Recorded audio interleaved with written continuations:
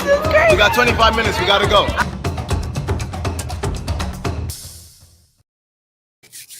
Hey, yo. Happy Wednesday, everybody. And the camel. All right, guys. So happy Wednesday. Today is going to be an absolutely amazing episode. Hey, guys, if this is the first time that you are tuning in with us, welcome to Say That channel, where we are unapologetic about the ugly come up. And now, guys, today we're actually going to be diving into something that I'm incredibly excited to talk about. So we're going to first address the question. Again, if it's the first time, we're going to bring up the question that we're going to be discussing today. And then I have the amazing opportunity to bring up a very special guest who's going to be helping me answer that question. So today's question is, boom, is perfectionism or shame holding you back? And if you guys have been with us for a while, we've done an episode recently that discussed a little bit about shame and how it could be affecting you. But today is going to definitely be incredibly special because the young lady that I have joining us today, who's going to be helping us discuss this, is a friend of mine. We've been friends now and business partners for around going on 7 years. And I have had, honestly, a blessing and an opportunity to watch this young lady not know, I would say, much about business in a sense, but from joining network marketing company, learning different aspects of what it means to become a leader and have people follow her, grow a business, build a business, now move on or is now moving into a new arena. And it is an absolute blessing because she's going to share a little bit about that today as we address and answer this question, guys. So it is my amazing honor to, I guess, I want to play the whole reintroduce yourself, but I already know how YouTube is. They're going to try and get us for that. But allow me to reintroduce you guys to Miss Janelle Villiers. Our next guest.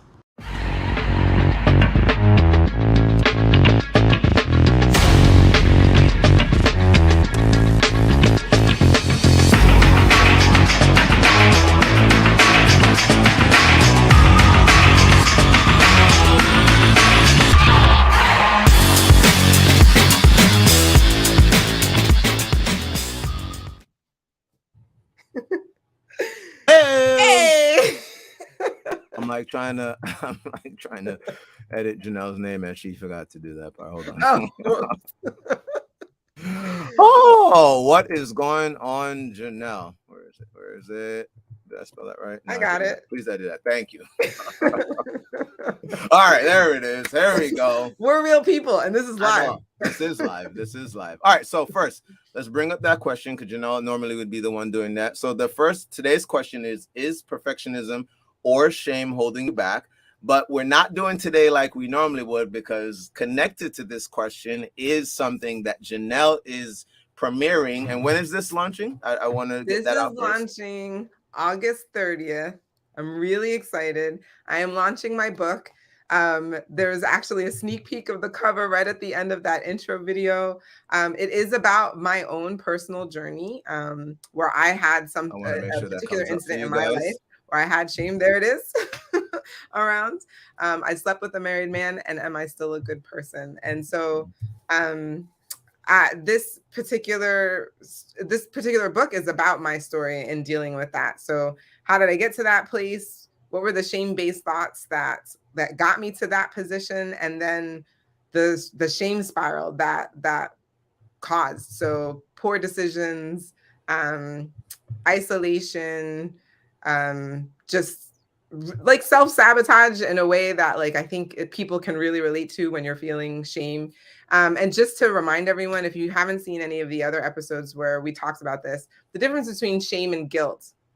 Guilt is I did something bad. Shame is I am bad. And so when you're thinking I am bad, I am not worthy, I am not deserving, I'm unlovable, I'm not beautiful, I'm defective. When you're thinking all of those things, it can lead you to not expecting anything good to happen into your life. And even more importantly, or more critically, I guess, is that it can actually self-sabotage your decision making, right? And the way that you see yourselves with other people, and you'll kind of, that those thoughts that are going on in your head, you'll take action to make those thoughts real. You'll Yeah, take very cool. action so that way those thoughts are now proven, right? Like, here's the Okay. proof. I'm You unlovable, are I'm exactly the unworthy, thing. I'm an awful person, right? Like, all of those things. So anyway, that's the difference between guilt and shame. And so I went through that shame spiral. And then it's my journey out of that. And what are the things that I did to help myself heal and grow and gain a resilience. And then I even give tips and tools for everybody. So that way you can, if you feel like you have also been in a place where you've been in a shame spiral, I don't know, maybe you stole money from your family, Whoa, maybe. whoa, whoa, hold on. We gotta slow this down. Slow this down. Y'all got to go buy the book. So she ain't gonna give it all away. Y'all buy the book. Drops when? The book drop. So there's a pre-launch, There we go. August 30th. If you want Okay. in on the pre-launch, all that's required is that you write a review. I'm going to ask you to write a review if you want in on the pre-launch, so you can get access to it first. And then we'll be officially launching 2 weeks after that. Very cool. So here's how we were gonna do today. First off, we're gonna go into technically our overtime time with Janelle. And I do want her, and you notice today she's not a relationship marketer because she is an entrepreneur. And the beautiful thing about that is she's using aspects of her life and expanding on her different hats in her life and using that as something to propel her into a new arena, which I think in itself is cool. So we want to interview and talk to her. Shout out to you for that. But I want to first define and address the question for today and allow Janelle to use and discuss some aspects of what her journey into becoming an author to kind of help the audience, maybe understand how you may be either using perfectionism or shame to limit yourself in a way. So first, definition of perfectionism is often defined as the need to be or appear to be perfect, or even to believe that it is possible to achieve perfection. It is typically viewed as a positive trait rather than a flaw. And this is something Janelle and I actually talked about yesterday before the show, about how we kind of use labels and how there's some positive labels and how there's some negative labels. Now, the definition for shame is a painful feeling of humiliation or distress caused by the consciousness of wrong or foolish behavior. And again, the title of Janelle's book obviously says, in some sense, gives you some inkling to that. I don't think the idea of sleeping with a married person is viewed, I would say, socially as a positive thing. It's something that someone obviously, or not, I can't say obviously, but could feel shame around. So first, Janelle, after looking at these two different definitions, what would you say in terms of either perfectionism or shame? Which one do you, one, believe holds more people back? Or is perfectionism something that in any way could limit someone or hold them back? Yeah, no, so this is a really great question. And for me, I always come back to a quote. I heard it originally said by Brene Brown. Mm-hmm. She may have gotten it from somebody else, but if perfectionism is in the passenger seat, shame is driving the car.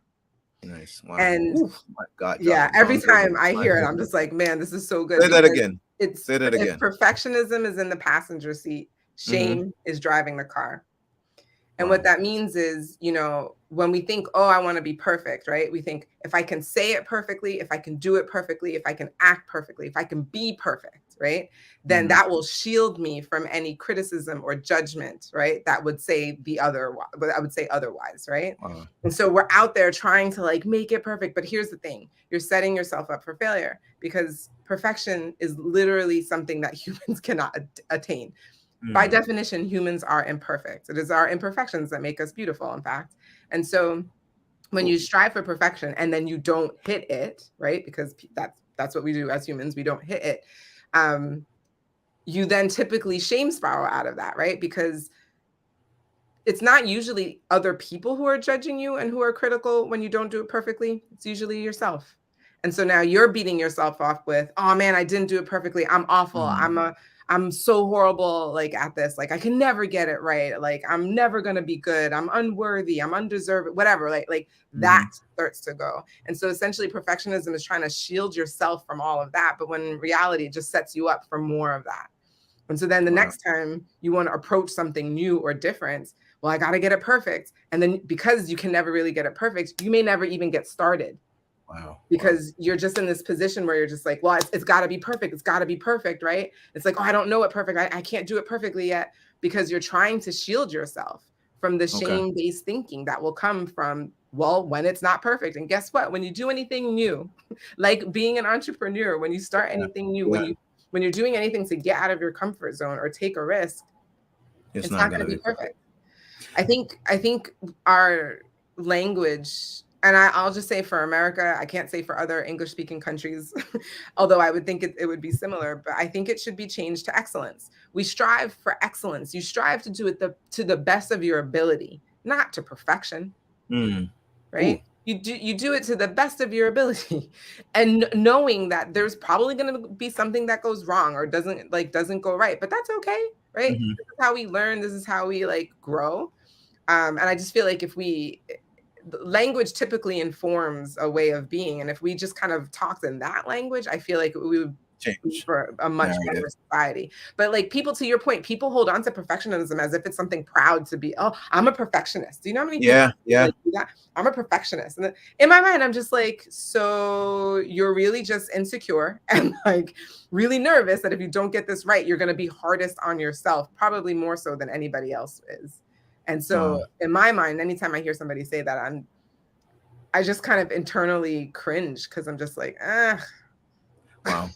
Okay. what So are you really saying about you? yourself. Yeah, Yeah. exactly. About yourself. Yeah. You're Yeah. striving for something that is literally impossible as a human. Now, to so I actually have a couple questions. Drop some fire, guys, in the chat if you guys are already getting value. I mean, imagine the book if this if this is just what we're talking about now. So a couple questions I have. You use the term shame spiral, which it's something I learned through you and the just looking at the some of the aspects of the book that you shared with me. So I want you first to define that, but then I do want you to maybe talk a little bit about, isn't this idea of perfectionism something though that we're kind of taught to strive towards that? It's I mean, I can only speak to things that I remember being in school, being graded. I think we've talked about this again on the show with different guests. This idea of how the graded system, the system of grading is developed, things like that. And you and I have had personal conversations about how other countries do away with certain academic requirements, the way that they judge the term excellence, or how do you consider someone doing better than someone else. So first, if you could define what shame spiral is, how maybe someone falls into something like that. Is that a learned behavior? What exactly is that? So I would define it as being when you're just caught up in those thoughts. It's like What thoughts? the thoughts of I'm not good enough, I'm not worthy, I'm Okay. unlovable, I'm defective, something's wrong with me. I'm never good at this, I'm never good at anything. Mm-hmm. I'm not worthy, I'm not deserving, right? All of those thoughts. When those types of thoughts are on heavy repeat Okay. and like in your brain like all the time. And the thing is, a lot of times, so most people aren't aware of the thoughts that they're thinking Okay. when they're not like talking. It's really interesting, right? It's almost like when there's silence, right? When there's silence, some people are very uncomfortable in the silence because they're like thinking, right? Like they're thinking all these thoughts in their mind, and they like they're not comfortable with those thoughts, and so they want So to they want to fill the drown them out. silence. Yeah. Yeah. Um, so there's Sorry a about bit that. of that, but the other part that I was thinking, the way to describe it is like a lot of times you're just not aware of it. I guess the best example is there was one time where I remember I had a student in my class. We weren't even talking about perfectionism or shame or anything, but in my class, and then she got an answer wrong, right? Like we asked like a question, and like she offered what she thought might be an answer, and then it wasn't. And when another classmate was like, well, I think it's this, and we were like, yeah, that is true, it's that. I mean, this is science related, right? So like there is actually an answer that is correct. And so or at least as correct as we know in the time that we know it, because that's how science is also typically Changes. changing. Yep. But yeah, based on research and everything else, that there is a correct answer. And her response to that is like, oh my God, like, I'm such an idiot. Like, and I, Wow. and I immediately stopped the class and I was like, stop. Do not say that about yourself. Yeah. Because when she said that out loud, I was like, what is she saying internally that we can't Yeah. even hear? What in Yeah. the world is this young woman saying to herself? Like, again, because she said that out loud. And I was like, what is she saying that we can't even hear? Because if she said that out loud, Yeah. you know, whatever you're saying internally is It's worse worse. Yeah. when it comes out of your mouth. Like, if I'm an idiot, I never get anything right. I'm never going to be good at this. Like, who knows what? But I immediately just stopped and I was like, do not say that about yourself. You are smart. You're intelligent. You can do this. You're going to be an amazing genetic counselor. Like, you're not, just because like you didn't get that answer, it doesn't reflect like how you are. And like, like later I was like, what are you saying to yourself? Mm-hmm. But it's that, right? Like sometimes it'll slip out sometimes when something comes up. To your point about education and about getting things right, like if you get it wrong, get it right. And like this idea that like you need to be perfect, right? And Mm-hmm. education, I mean, that's an example of where shame can show up in that place. And we're shamed in many areas of our life. But school is definitely a place where it begins. And I would just say, like, so when you're in that place and you're just constantly thinking those things, the way that you know that you're thinking those things is one, it's an awareness. Like once you know, it's hard to unknow, Yeah. right? Like Yeah. once you have an awareness, it's hard to like unbe aware. You may like just catch yourself. And what ends up happening is sometimes you catch the result of having those thoughts, right? So because I have those thoughts like, oh, I'm not worthy, I'm not lovable, I'm not deserving, you may think like, oh, well, I don't need to go Ooh. to sleep right now, Yeah. right? Yeah. Even Yeah. though I know that would be better for my health. I know it would make me better for tomorrow, but like I should stay up because that other person deserves more of my energy or more of my time, right? Like I don't need to sleep. I can give up sleep for that person because I'm not really worth it, but they're worth the energy and the time, right? It might look like as something as benign as that. I was watching another video and people were talking about the shame may come up because they're doing a YouTube channel. They have a YouTube channel and they have guests who come on and participate and speak.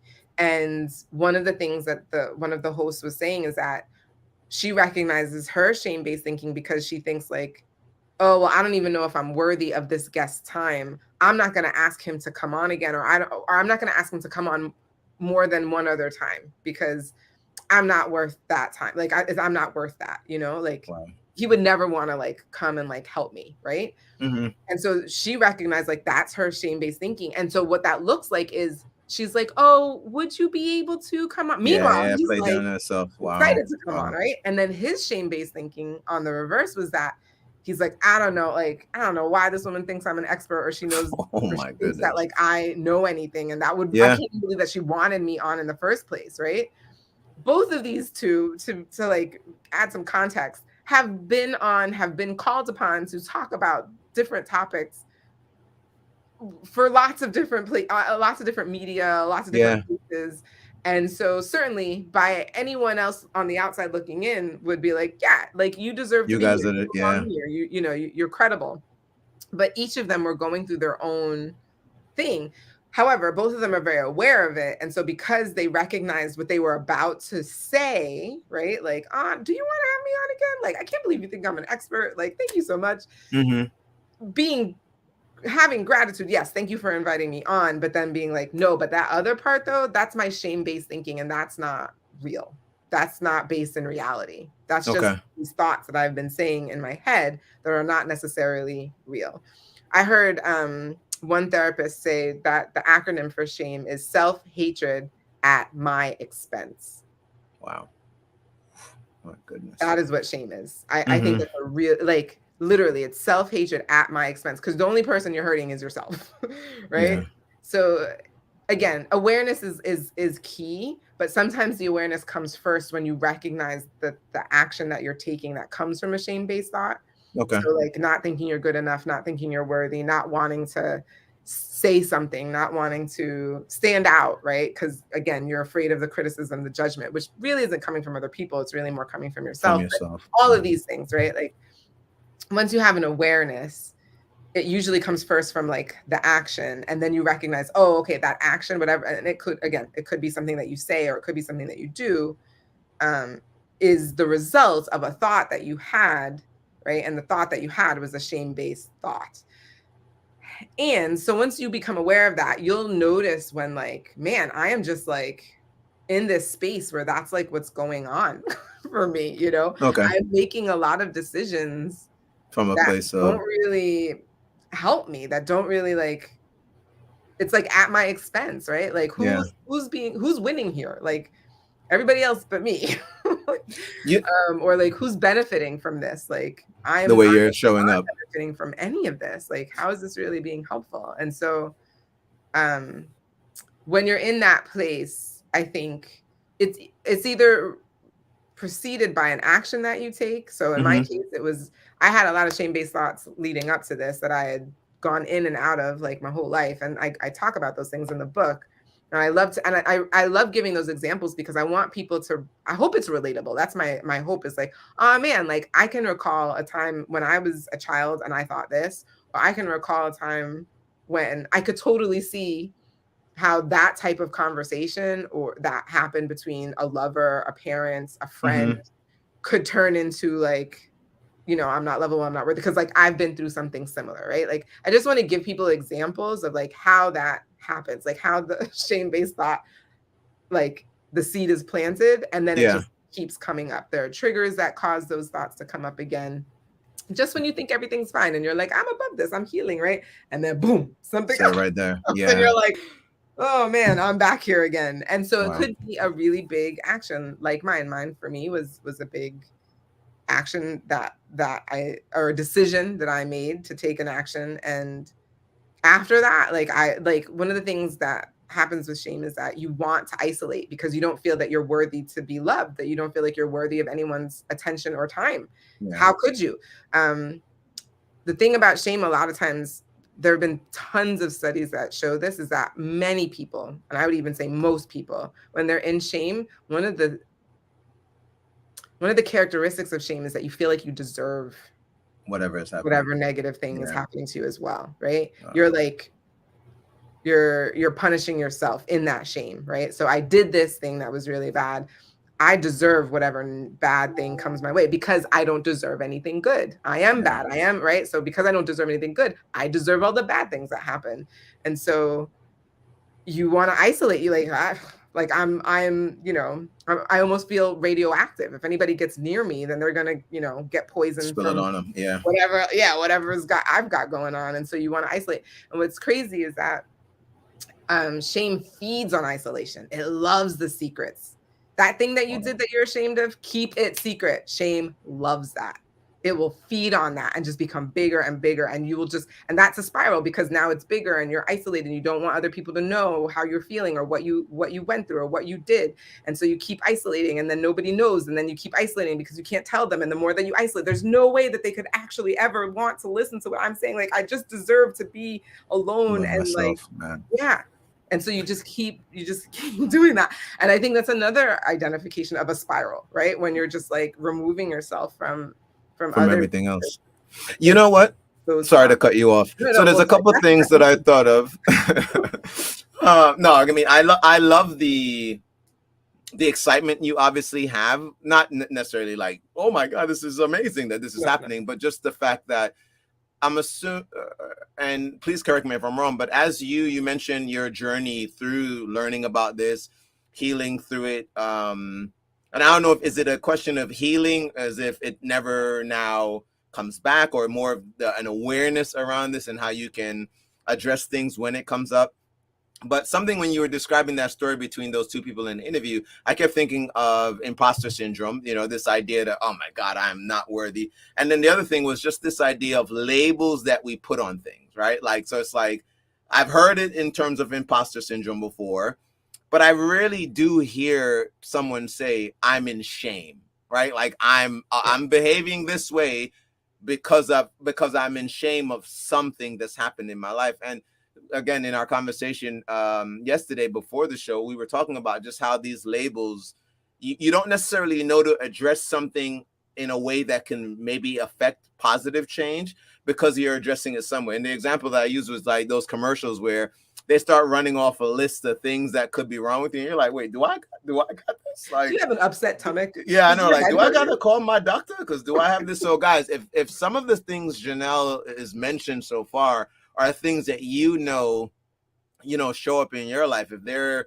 things you realize, I behave this way, and maybe I've been calling it this, but maybe I have been in shame, and I'm not even. Again, awareness is such a big part of this journey of healing. All right, this journey of self-awareness. It's because you don't know what you don't know. One of the best things I've learned in terms of as a network marketer was just that statement. You don't know what you don't know. And I'm always shocked by people at any stage in life who feel they've like concretely said, this is who and what I am. That is some of the most limiting ways of thinking. Like, I am this. And, there's so much life still left to live. So I do want to get into, and thank you for sharing what you have so far, but I do want to get into maybe some of the thoughts you had prior to writing this book. Why this book? Why this subject? Obviously, you could have been an author about entrepreneurship. You could have chosen to go a lot of different routes. You know what I mean? Walk us through what that process was like for you. Again, the big part of this show is we want to talk to people about what it looks like, that ugly come up. So what was that part? I'm sure you've had to have conversations with family about the subject, the title of this thing. So talk to us a little bit about that, and what that's like for you and what that's been like for you.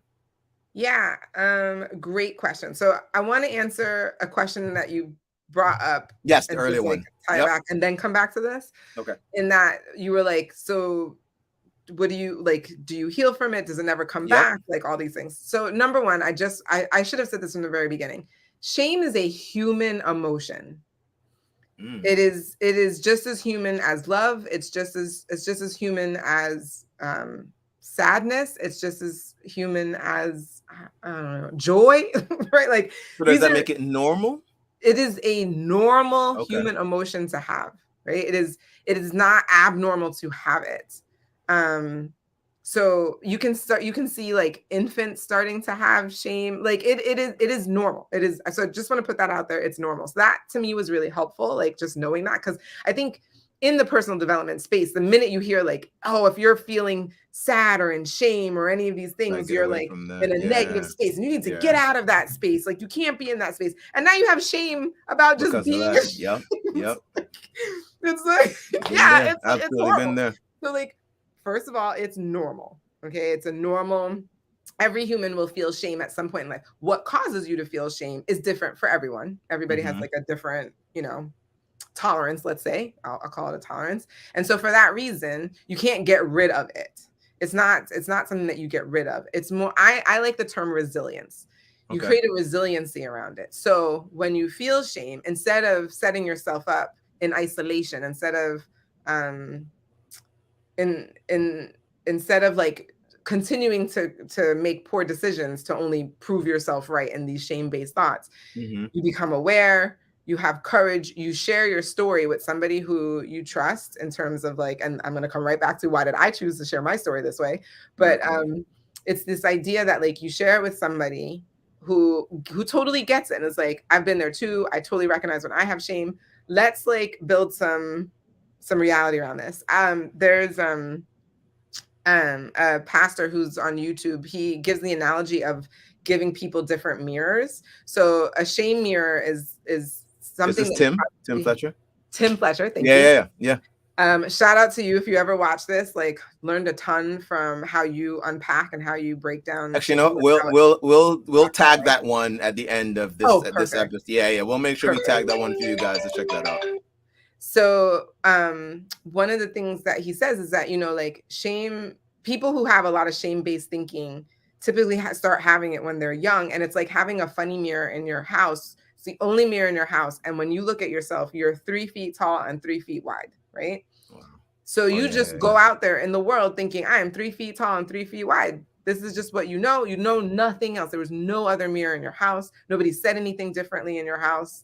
about the way that you are, right? Mm-hmm. Then you go to a friend's house and the friend has a normal mirror. And in that normal mirror, oh my gosh, well, for me personally, I'm 5'3" and maybe only a foot and a half wide, right? Like I'm actually not 3 feet by 3 feet. And Wow. so, but you look at the mirror and you're like, You what's can't wrong with believe your that. mirror? Yeah, Like yeah, your mirror yeah. is one of those Wow. like weird mirrors. It's distorted. That's not Yeah, really yeah, me. And yeah. everyone's like, no, no, this is, and you're like, no, no, no, that's not really me.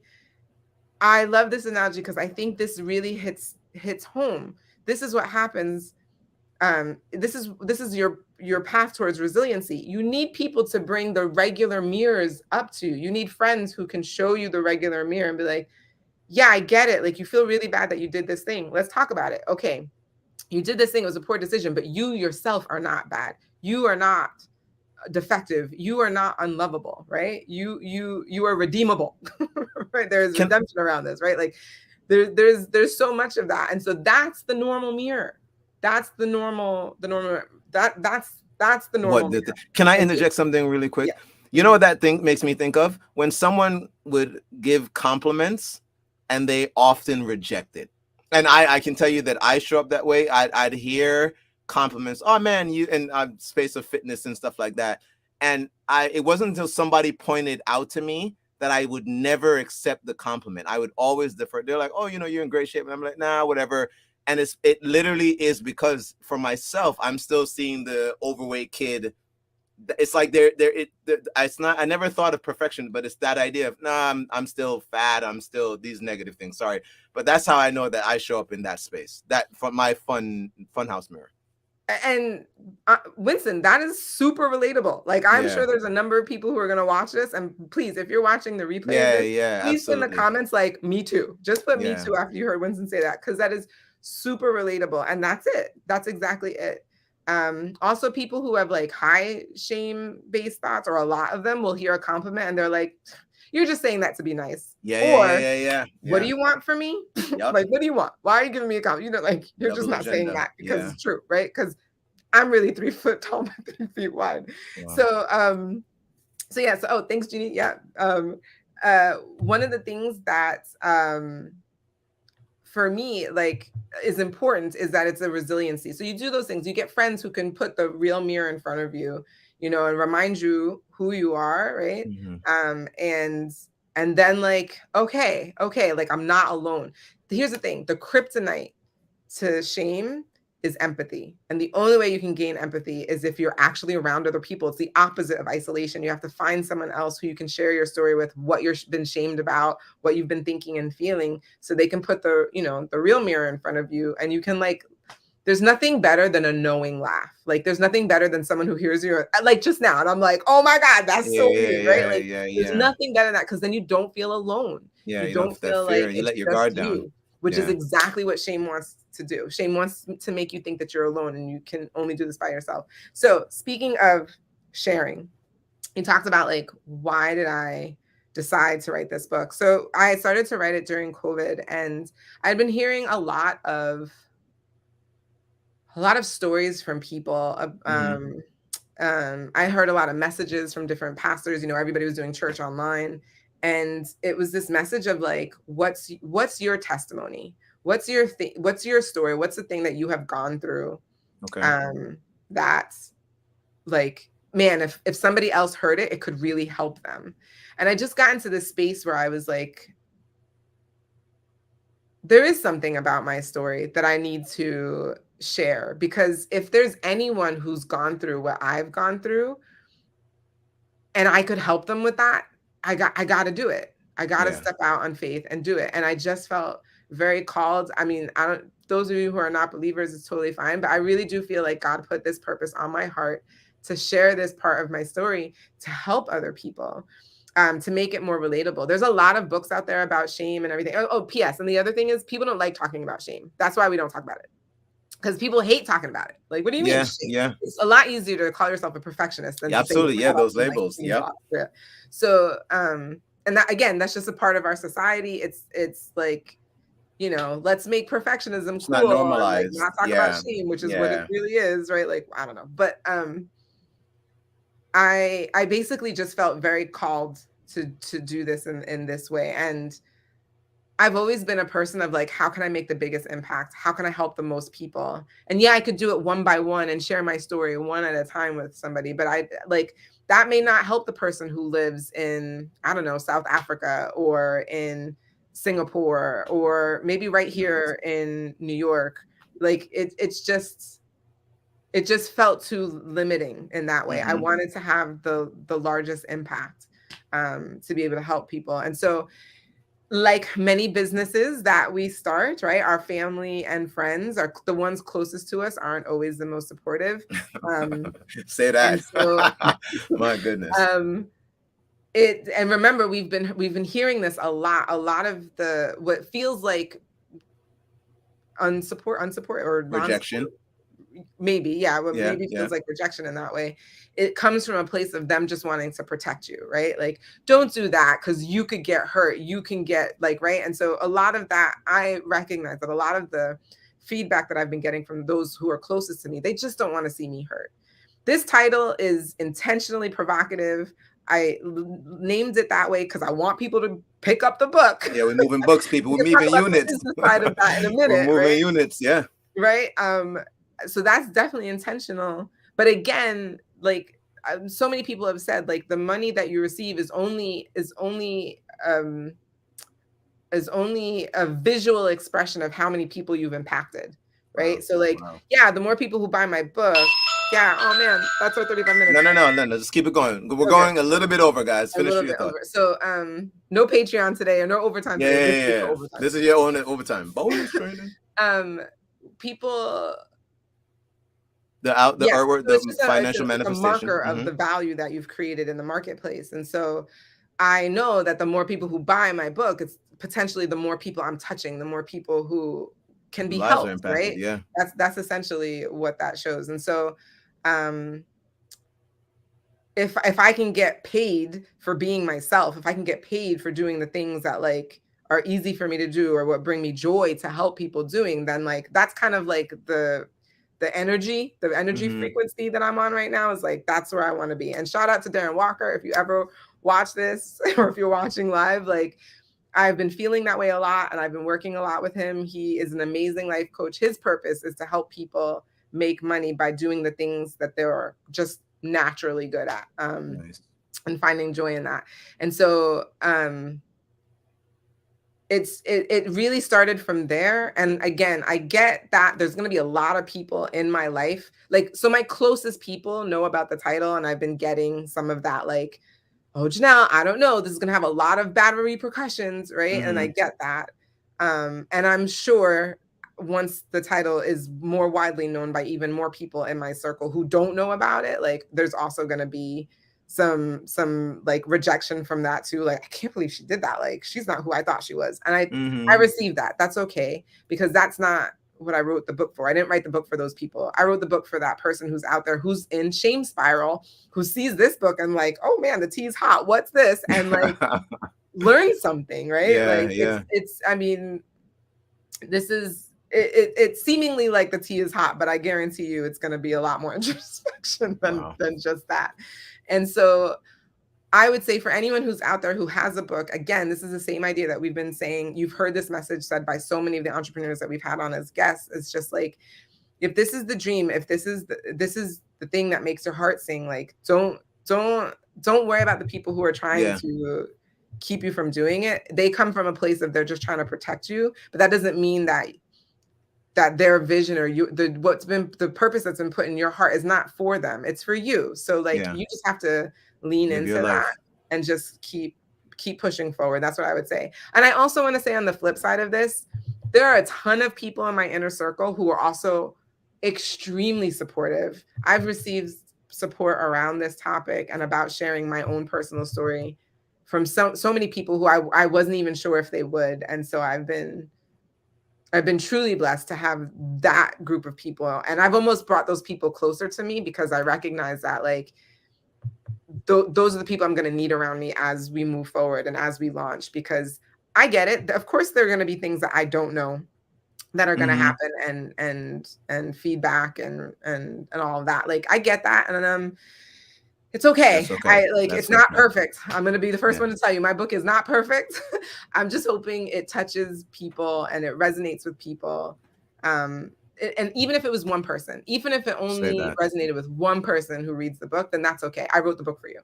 Say that. Say that. I love that. All right, guys. So if you want to connect with Janelle, you heard her mention earlier, if you want to be someone who gets that book early, we're going to throw her IG up here for you guys. I think we probably have to change that cover to the book cover now. That's going to Oh, be that's coming up true. soon. All right. So you can connect with her at Janelle_Villy.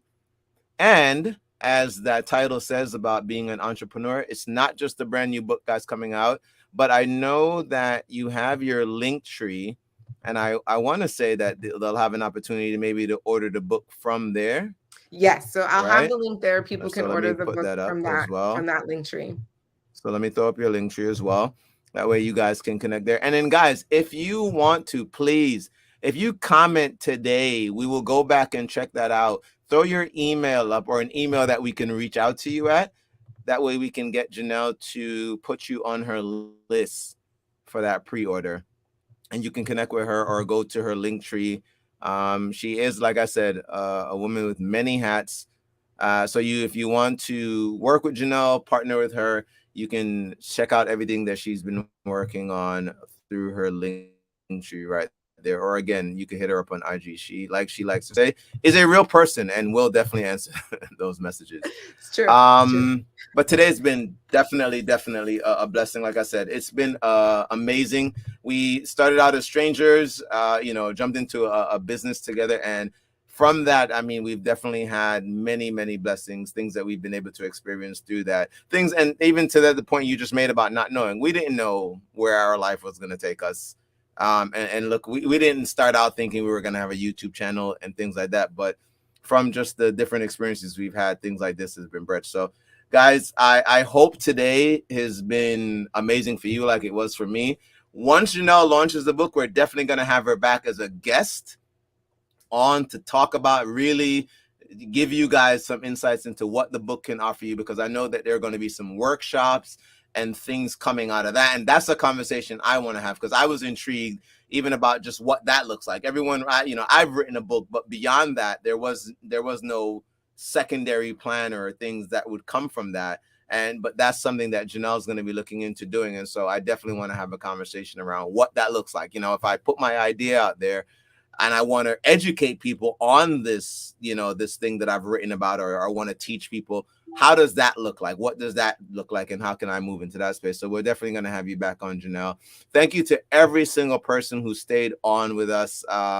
Again, this would normally be like an overtime, but you guys kept it strong going with us. So thank you guys. And please, again, drop it in the comments below so that we can reach out to you guys and make sure that Janelle gets you guys on her list, so that you guys can become one of the first to read. And I'm saying that right now, being one of the first to read. I don't think Oprah does this anymore, but if she did, Janelle would be on that couch with this woman.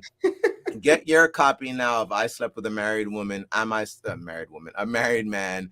Am I still a good person? Janelle Villiers. That'd be a really interesting book, right? Oh, man. All right. As As always, always, remember remember, you you deserve deserve the the good good life. life. Say that. Guys, have an Say that. amazing Wednesday. We'll talk to you guys soon.